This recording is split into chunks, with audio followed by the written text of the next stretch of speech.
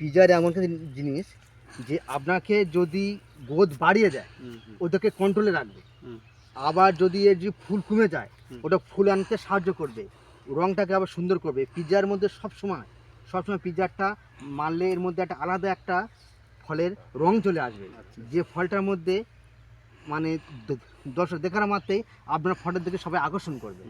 ওই জন্য পিজারটা, তবে পিজার নানান রকমের আছে, ধানের পিজার আছে, ফসলের পিজার আছে, অন্যান্য ফল গাছের পিজার আছে।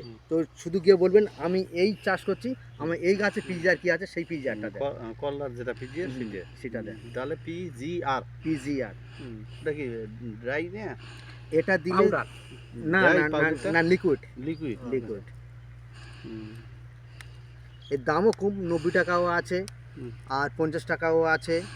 মানে আর বড় ফাইল নিয়ে তোমার যখন এটা তুমি 250-300 ফাইল নিতে পারো। ওষুধ দোকানে গেলেই বলে দেবে করলা।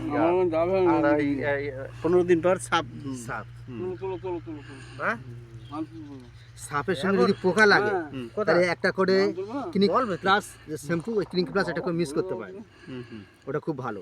আর সবচেয়ে যে এর মধ্যে যে তোমরা এই যে রাসায়নিক যে বীজগুলো ব্যবহার করো কীটনাশক, এই কীটনাশকগুলো যদি না দিয়ে এখানটা অনেকগুলো কীটনাশক পাওয়া যায়, মানে কি বলে ওটাকে, নিম গাছের বীজ জানেন তো, নিম গাছের বীজ দিয়ে ওইগুলো পাউডার করতে হবে। পাউডার করে ওর সঙ্গে গোবর 200-250 নিতে হবে, সেটাকে ভালো করে ফাটতে হবে, ফেটে ওটাকে একদম ময়ে একদম পরিষ্কার ফিল্টার করে নিতে হবে। তারপরে ওটাকে দিয়ে মিক্স করলে খুব ভালো কাজ হবে।